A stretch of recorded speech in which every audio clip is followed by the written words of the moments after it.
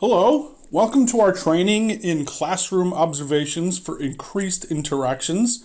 This is a 4-part series, commonly known as 4 modules. Within these modules, we have in Module 1, we will explore effective classroom observation techniques. In Module 2, we will talk about effective preparation for classroom observations. In Module 3, we will talk about mastering classroom observation techniques. And in Module 4, we will talk about analyzing and providing constructive feedback on classroom observations. Now, this particular training is aimed at both teachers and administrators, those who are doing the observations and those who are being observed. So let's get right into Module 1. In Module 1, as I stated, it is exploring effective classroom observation techniques. The objectives for this module are to define the purpose and importance of classroom observations, to explore different observation methods and their benefits, to apply strategies for conducting unbiased and meaningful observations, and to identify and discuss ethical considerations in classroom observations. So, let's start with the purpose and importance of classroom observations. What exactly is the purpose? Some teachers may think that the purpose is just to try to find ways to fire them, but maybe that is the case in some situations in some schools, but hopefully that's a thing of the past. So let's reflect for just a moment when we talk about the purpose, and importance of classroom observations. First of all, let's start with what your experiences have been. Think about that for a moment. If you have had an observation, the reason why I want you to reflect on that is because a lot of times, especially maybe up until just these past couple of years, observations were always called teacher observations. And maybe that's still the case where you teach. But the reality is, there's a shift. And it's a positive shift. It's a shift towards what is called classroom observations, where we are no longer simply observing the teacher, we are observing the entire classroom, the dynamics of the classroom, how the students are acting and reacting. Because we need a more holistic approach to what is actually transpiring in the classroom. It's not all about the teacher. It can't be. It's an environment. When we talk about a teaching and learning environment, we talk about the whole thing, not just on what the teacher is doing. Of course, the teacher is the leader in the classroom, and there is a lot of, this observational burden that is placed on them still, but it's how are the students reacting to these different things? Because a teacher can do something in one class and then try to do the same thing in another class with different students, and it doesn't work. So how can the teacher change what he or she is doing in order to get all of the students in all of their classes and all of their lessons to participate on the same level, which is a level of excellence, is what we're obviously going for. So it's no longer just teacher observations, it's classroom observations, and we need to really think about that. Also, I want you to think about how you have felt. Have you benefited from observations in the past? And if you haven't, why not? What do you think should be done differently, both as, the observed and as an observer? When you were observing, your feedback or your notes or whatever you provided to the teacher, was it taken in the best light? Were changes actually made? Did you follow up to make sure that positive changes were being made in the classroom? Or you just had the observation, you took some notes and you put it into a file and that was it? Of course, we don't want that. We want to do classroom observations with purpose. Okay? And we'll get more into actual objectives of observations later on in this training. So, stick with us. When I was talking with the teacher recently, she said classroom observations build community among colleagues and encourage both the observed teacher and the observer to reflect on their teaching, helping them to continuously develop and improve their practice. And I couldn't agree more. She allowed me to put this quote in this presentation, in this training, but she didn't want her name. I just thought that this was a very good thing that was said by a colleague, so I wanted to share it with you. Okay, so now let's talk about some key points to consider when we're talking about the purpose and importance of observations. The first thing to consider is improvement. That should go actually without saying. When we go in and we observe a classroom, why are we there? Are we there just to tick boxes? Well, hopefully not. We should be there to improve instructional practices. So, classroom observations provide teachers with constructive critical feedback to improve their teaching practices if they are done properly. Also, the feedback from the observations helps teachers reflect on their instructional methods and make necessary adjustments if they take the feedback the way that it's meant to be.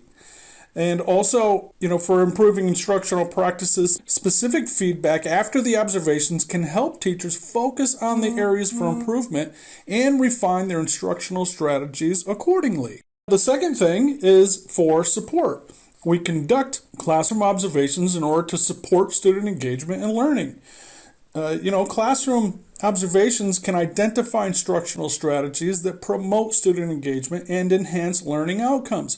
If the observer sees things that students are not engaging with, well, they can make recommendations to change these things.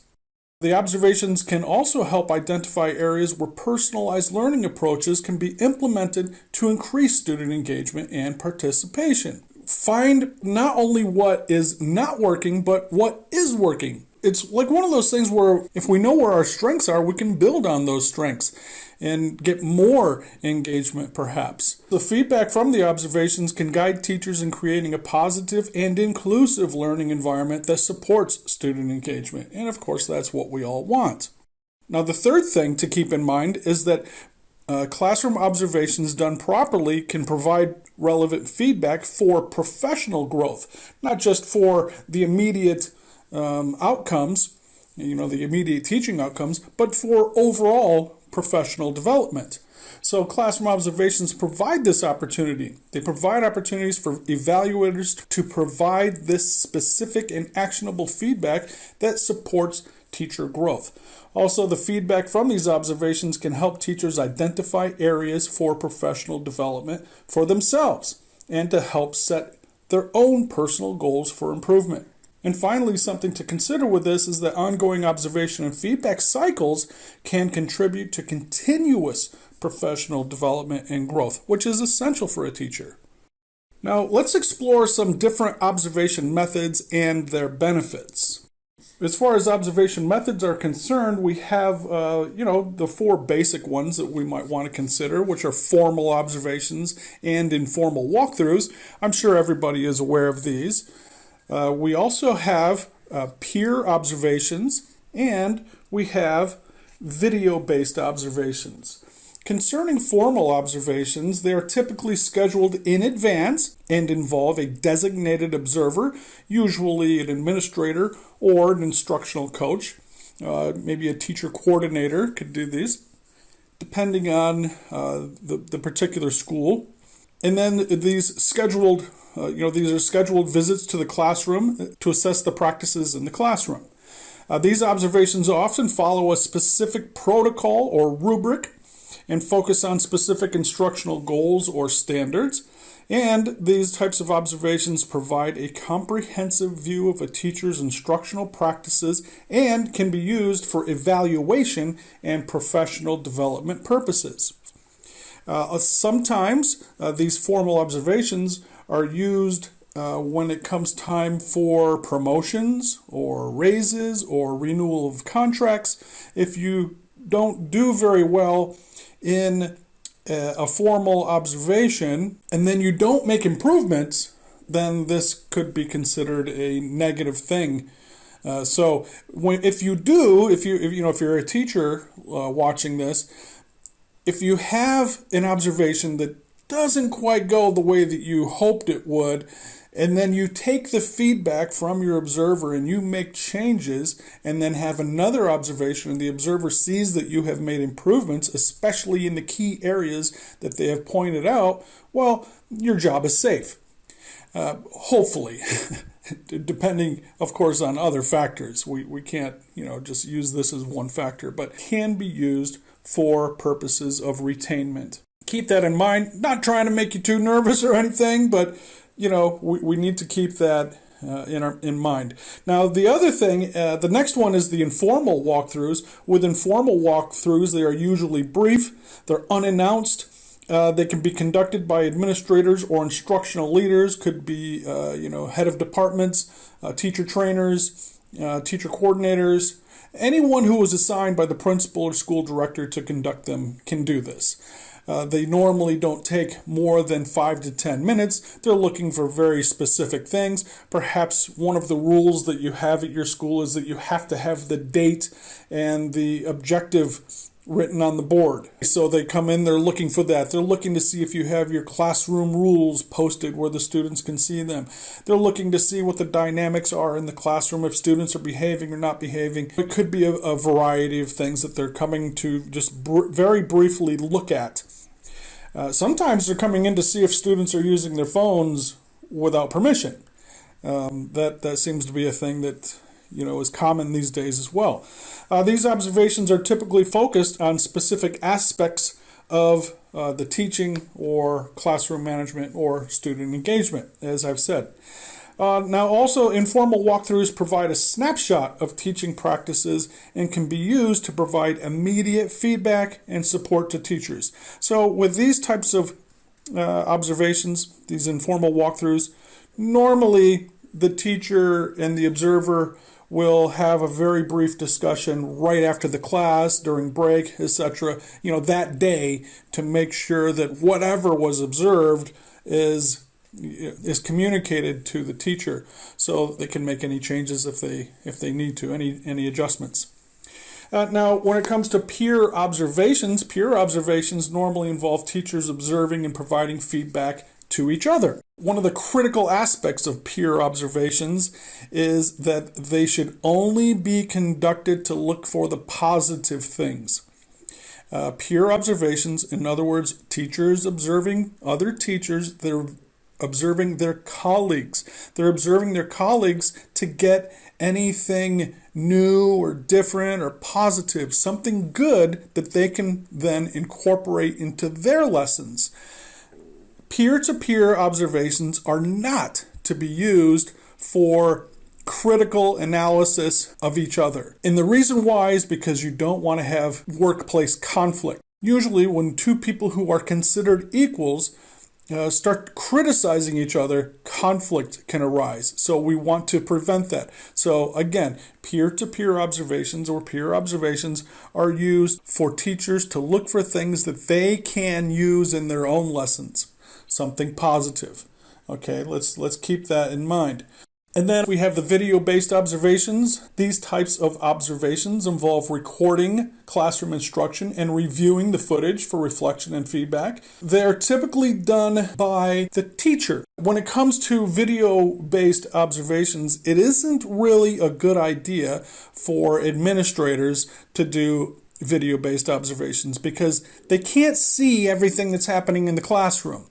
They can't really determine or judge because as administrators, it's actually their job to judge what is happening. So they can't properly judge what is happening in the classroom unless they can see the whole classroom. So these videotaped or video-based observations really are not effective for administrators. And also when it comes to, for instance, peer-to-peer observations or peer observations, typically the colleague needs to see how the students are reacting to whatever is being taught. So video-based observations, again, are for the teacher to record themselves and then to review later and see where they think they can make improvements. So they're really effective for self-reflection and self-improvement. Now let's talk about the benefits and limitations of each of these. When it comes to the formal observations, some of the benefits can be that they provide a comprehensive view of a teacher's instructional practices and can be used for evaluation and professional development purposes. They can be used to assess specific informational goals or standards. They also can provide a clear picture of a teacher's strengths and areas for improvement. And this is highly beneficial, especially when we want to do, some professional development courses or some training. Limitations, however, are that they can be time-consuming and may not provide real-time feedback. I know several situations where the observer didn't actually get back to the teacher for a couple of weeks or more even, and so it's not effective that way because things can change within a couple of weeks. They can also be very stressful for teachers, and which can impact their performance in the classroom. And also they may not capture the full range of teaching practices, as they are usually focused on specific things within the evaluation rubric that is provided.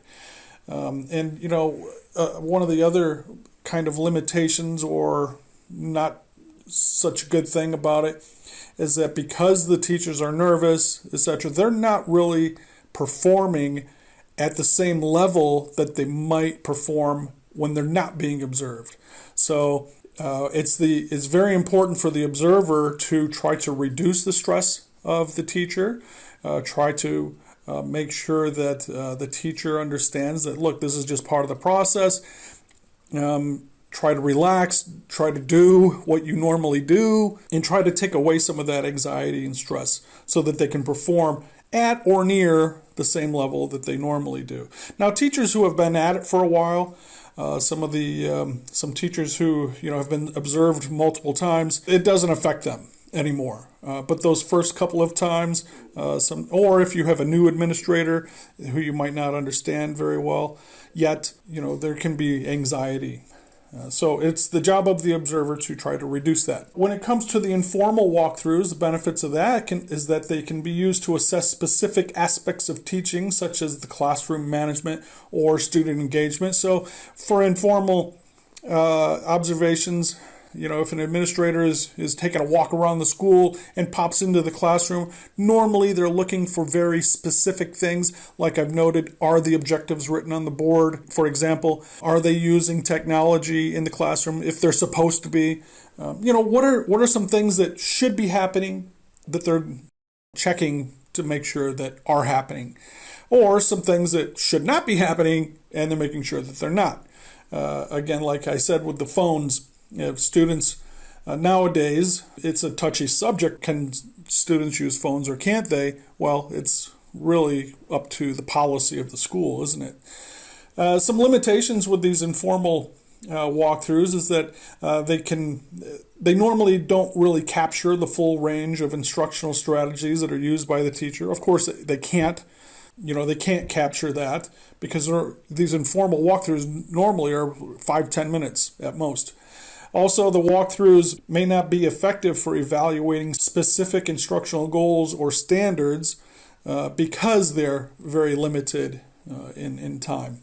Now, when we talk about the peer observations, with peer observations, benefits of that can be that they can be less stressful for teachers because they're conducted by their colleagues. Also, one of the biggest benefits, as I've noted, is that teachers can get very positive ideas from each other by observing.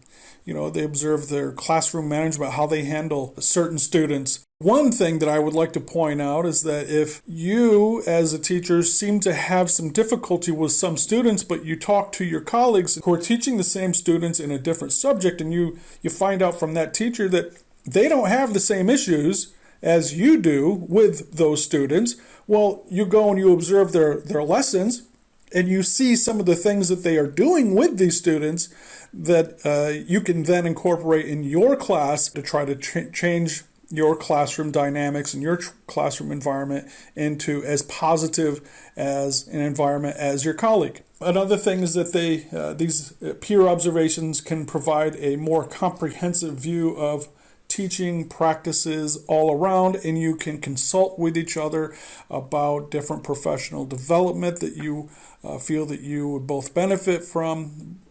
I say both, but if you're doing it as a group, as multiple teachers, then what you then would like to seek out for group professional development. And then we have the video-based observations. The benefits of this can be that you as the teacher recording yourself, you're not so nervous. You can see for yourself how you are doing, how you think you are doing anyways. You can make notes about self-improvement. These types of observations really can provide you as a self-evaluator a more comprehensive view of your own personal teaching practices, and kind of captures your personality. And sometimes you'll even see where perhaps you're doing things subconsciously that maybe you should not be doing. So it's a way for you to increase your own professionalism by watching yourself and then consciously applying any changes to what you are doing. Now, the limitations can be that they are also time consuming, because not only do you record your lesson, but then you have to go and watch the whole thing again. So if you have a 45-minute lesson, you record the whole thing and then you watch, that's another 45 minutes. So that can be really time consuming, but it's well worth it in the end. Those are just some things to consider when it comes to the benefits and limitations of different types of observations. So let's keep in mind then that, in each observation method, it really has its own benefits and limitations. Formal observations provide a comprehensive view of teaching practices, while informal walkthroughs are less stressful, provide immediate feedback. Peer observations allow for collaboration and support, which is really needed, while your video-based observations provide you with an opportunity for self-reflection. Okay, now let's talk about the strategies for conducting unbiased and meaningful observations. First of all, we want to address the establishment of clear observation goals when it comes to conducting meaningful observations, and again, unbiased and meaningful observations. By establishing clear observation goals, this can help us to ensure that the observations are focused and meaningful. There's nothing worse than an observation that has no meaning. Just for an observer or an administrator to come in to tick a box is just absolutely useless. Also, goals should be specific and aligned with the school or the district's instructional goals. If you don't know what the goals are for your school and for perhaps your district? Some places don't have districts depending on which country you're in. But in the United States, for example, we have school districts, and then within those school districts, we have multiple schools. Each of these departments have instructional goals, the things that they want to see achieved. By having observation goals, we can fulfill those instructional goals. Hopefully. That's the intention anyways. And also clear goals also help to ensure that the observations are unbiased and focused on specific instructional practices. This is why it's really important to have an evaluation rubric and to go over the evaluation rubric before the observation, which we will talk about later. Also, we want to use structured observation tools. Structured observation tools provide a framework for conducting observations, and they ensure that all relevant areas are assessed. Again, that's why we have to have an evaluation rubric to follow. Also, the observation tools should be aligned with the school or district's instructional goals and standards. And then the structured observation tools help us to ensure that the observations are unbiased and focused on those specific instructional practices. See how establishing clear observation goals and using structured observation tools go hand in hand? Hopefully you do. Also, we have to have a focus on evidence-based data, not just opinion. This is how we keep it unbiased, right? So observations should be conducted on evidence-based data, such as student work samples or classroom artifacts, things that students have on display or that you have on display for your students. Those are just a couple of the things. We'll talk more about the evidence-based data in a little bit. And also, focusing on evidence-based data helps ensure that the observations are unbiased and meaningful. All of these criteria, these three strategies, I should say, all help us to make sure that the observations are unbiased, which is absolutely essential and meaningful. Let's talk very briefly on some techniques for effective observations. One is active listening. This involves paying close attention to what is being said and asking clarifying questions. Now, however, as an observer, you can't talk, so you want to ask the clarifying questions later. So what you'll do is, when we talk about the note taking later on in this course, you'll write down your questions at certain points, and even time it out a little bit so that you can be more specific when you're asking your clarifying questions later. But actively listen, pay attention to what is actually happening. The worst thing that I've seen is when an observer is sitting there on their phone chatting with somebody else. Yeah, I know you're busy as an administrator, but when you're doing observations, pay attention to the class. That's what you're there for. Take that time out. I actually kind of got in a little bit of not trouble, but somebody questioned me. Why couldn't I get a hold of you? It was the owner of a school asked me why they couldn't get a hold of me at certain times. And I told him I was doing classroom observations. And he said, well, you don't have your phone? I said, of course I have my phone, but I'm doing a classroom observation. I don't pay attention to my phone. It's on silent. It's in my pocket. I'm there for classroom observations, not to communicate with you. I don't, you can wait a half an hour until I finish the classroom observation. It's very disrespectful to not conduct classroom observations properly. So again, active listening. This also helps observers understand the context of the observation and identify any areas for improvement. And active listening can also help build rapport and trust between the observers and the observed. When a teacher sees that you're actively paying attention and actively listening, they will then take your feedback better. They will, they'll say, well, you were paying attention, so you obviously know what was happening, so I will listen to your feedback, which is absolutely essential. You can't deny it. Now, note-taking involves recording the observations in a structured and organized manner. Having that evaluation sheet helps to do that. Note-taking also helps ensure that all relevant information is captured and can be used for reflection and feedback. If you don't take notes and you're only relying on your memory, well, you can't accurately help a teacher. Also, note-taking can help the observer identify patterns and trends in teaching practices. So as an observer, if you observe the same type of activity or same type of process or whatever in one classroom to another, you can then identify, well, these colleagues obviously are talking to each other and working off of each other. And if it's a bad practice, well, then you can get them together for a professional development workshop or something. Or just to talk during a break time or whenever they're free. But sometimes they do require workshops. Or it could be a positive thing and you see, well, obviously these two or three teachers are communicating with each other, they're helping each other, they're supporting each other. This is an extraordinary thing. We love this. We want to build this sort of environment, this type of learning community. And then we also have collecting multiple data points. We don't want to rely on just one data point for our observations.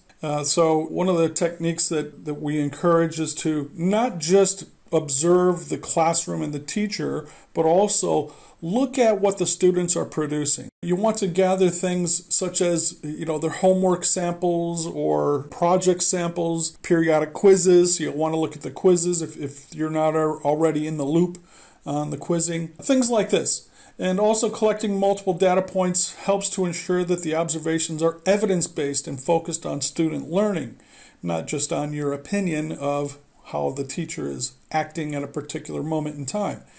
And then also these, by collecting multiple data points, you can provide a more comprehensive view of the overall teaching practices. Again, just to summarize a little bit here, effective observation techniques include active listening, note-taking, and collecting multiple data points. These techniques help to ensure that observations are unbiased, evidence-based, and focused on specific instructional practices. By using these techniques, observers can provide meaningful feedback and support to teachers and promote student learning and contribute to continuous professional development. Now, finally, in this module, let's talk about the ethical considerations in classroom observations. There are some key points to consider. One of the key points to consider is that we need to have informed consent. Now, what is informed consent? Well, participants, including teachers and students, should provide informed consent before being observed. What does that mean for an administrator? Well, as part of the hiring process and part of the school culture, everyone should understand that observations will take place. Because this whole thing about informed consent means that they have been informed and they consent. Unfortunately, the consent has to be implied. In other words, you're not filling out a form where the students all sign and say they agree to these observations, because ultimately they don't really have a choice. It has to happen. I don't think I've ever gone into any institution where classroom observations did not take place. There may have been a couple places where it didn't happen just because of laziness on the administrator's part, but every school, every institution that was serious about professional development in improving their practices conducted classroom observations. What used to be called teacher observations, but now classroom observations. When it comes to informed consent, the thing to remember as an observer is you just have to tell them when this is going to happen, especially for the formal observations. With the informal walkthroughs, it should just be understood by everyone that they happen and that you could pop in at any time. As an administrator, you can pop into their classroom at any time. It is your right to walk in. And the thing is that we will talk about the unobtrusive observations in another module, but having the right to go into a classroom does not give you the right to talk. That is one thing to keep in mind. Just because you're going in to see something doesn't mean that you have to say something. And in fact, it can be very detrimental if you say something. So for informed consent, everyone just needs to know from the very beginning of your tenure or your time at any particular institution as an observer, whatever capacity you're doing your observations in, whether it be teacher, trainer, coordinator, principal, etc., is that you need to let students and staff know from day one that you are going to be in their classrooms on a regular basis. The next thing to consider is confidentiality. As an observer, you have to respect the confidentiality of the information that you obtain during these observations.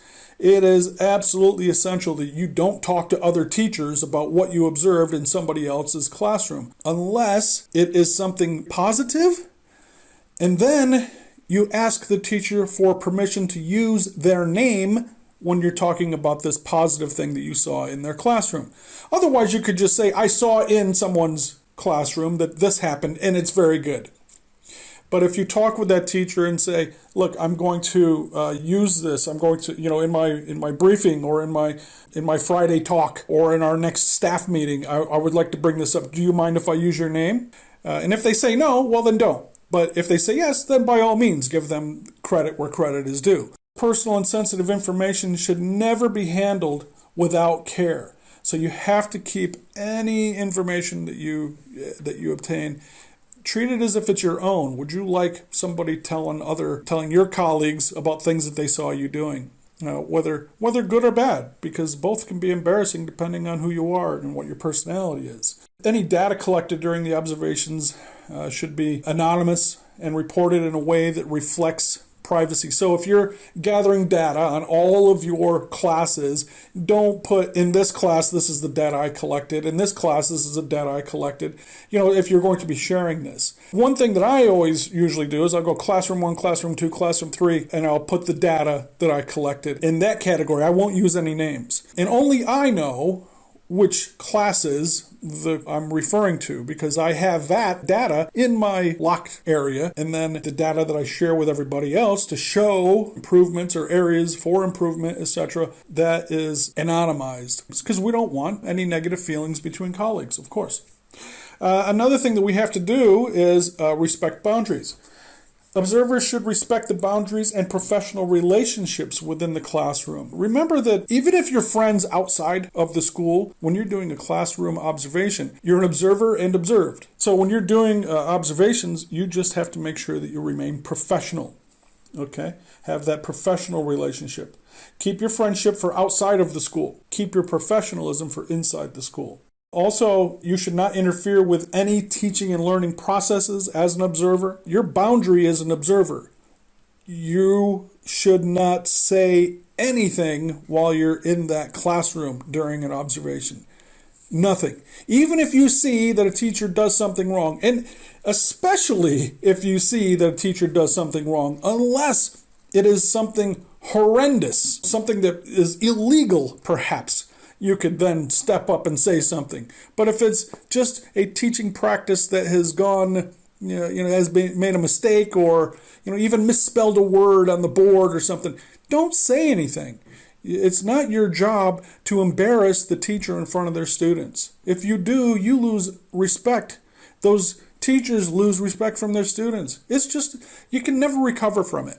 Okay, so respect the boundaries of the teachers and the students, by the way. If you see them make a mistake or something, perhaps bring it up to the teacher later, but don't correct the student. That's the job of the teacher.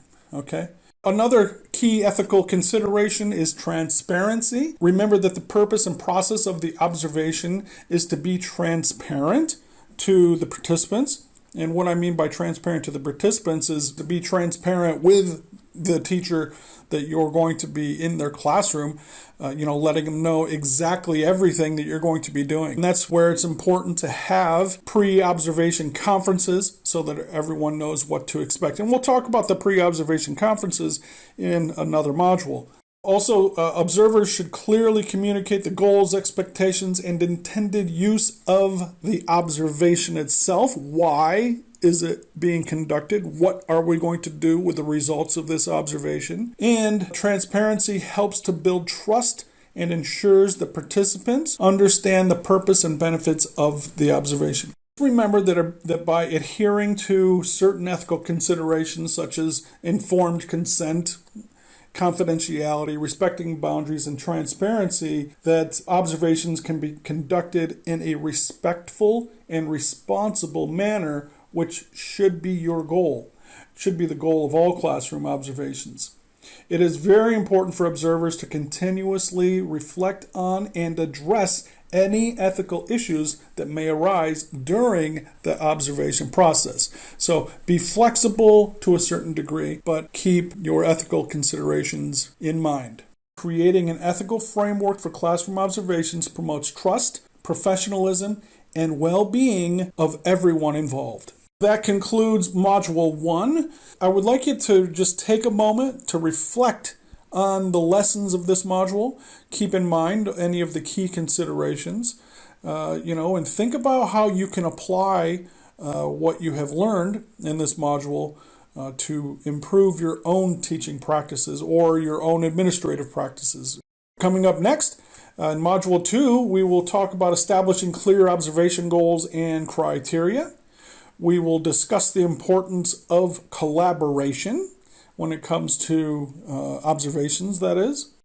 We will explore pre-observation conferences and goal-setting discussions, and we will identify relevant data and resources that can be used in observations. Okay, so please take a few moments. If you are taking the online course, complete the quiz.